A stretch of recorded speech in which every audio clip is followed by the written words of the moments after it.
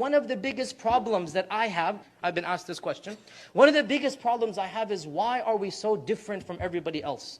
How come I have so many restrictions and my friends get to do this and that? How come my parents tell me, know this and know that, and you can't do this and you can't do that? And everybody around me is doing everything. And I'm the odd one out in my class. I'm the only one in my school. I'm the only one in my group of peers. I'm the only one in my circle of friends that is not allowed to do this and do that, and I have these restrictions. Why is Islam so restrictive? Why do I have to be so different from everybody else? And that is a very good question. And it's also a very difficult question. And the answer will require a little bit of maturity on your parts, but you will understand it if you think about it.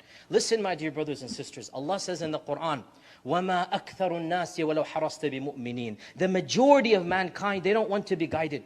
Allah says in the Quran, وَإِن تُطِعْ أَكْثَرَ مَنْ فِي الْأَرْضِ يُضِلُّكَ عَنْ سَبِيلِ اللَّهِ. If you follow the majority of people, they're not going to guide you to the right path. Allah says in the Quran, the majority of people want to live like animals. إِنْهُمْ إِلَّا كَالْأَنْعَامِ. Allah says most of mankind don't want to have higher goals.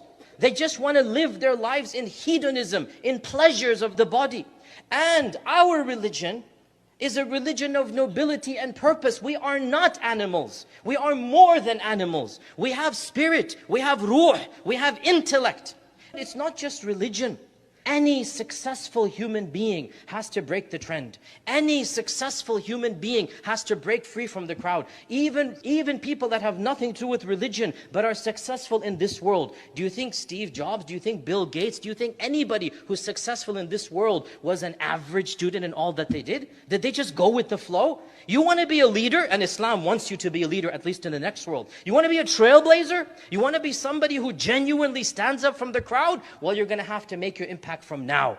If you follow the rest of the cattle, if you go along with the rest of the sheep, you're not going to get anywhere. But you want to rise up and become the shepherd. You want to rise up and lead the flock. Then you're going to have to show charisma. You're going to have to show integrity. You're going to have to show courage. And that's not easy. But wallahi, that's what our religion wants. Our religion wants good for us in this world and in the next. Why is Islam so restrictive? Why is Islam so difficult? Maybe ask yourselves, why are the rest of mankind so easygoing with their own lives when they know that their lifestyles are harmful? Classic example, we're living in 2014, right? When I was growing up in the 80s, cigarettes didn't have that label on them that you all know about. When I was growing up, cigarettes were still marketed as being cool. For the young, for the adults, cigarettes were basically something that you did as a fashion, as a fad. Well, in the 90s, as most of you know, the government studies, whatnot, it all found out that cigarettes is the leading cause of cancer. Cigarettes is the leading cause of this, of that. And you're just inhaling that which is going to kill you. So, you're allowed legally to purchase cigarettes, but what's on the warning label? This product will kill you. Isn't that so foolish? Think about it. The government requires us to put our safety belts on. Yet the number of deaths of cigarettes far outnumbers that from car accidents. Yet we're allowed to buy cigarettes. Why? Well, because morality is different for other people. For us, our religion teaches us that which is harmful, it's not allowed for you. Every prohibition coming from our religion is one that is meant for our own good. Drugs, alcohol, pornography, premarital sex, all of these things destroy one's character, destroy one's integrity, destroy one's pure psychology. So our religion has forbidden it because it is for our own good.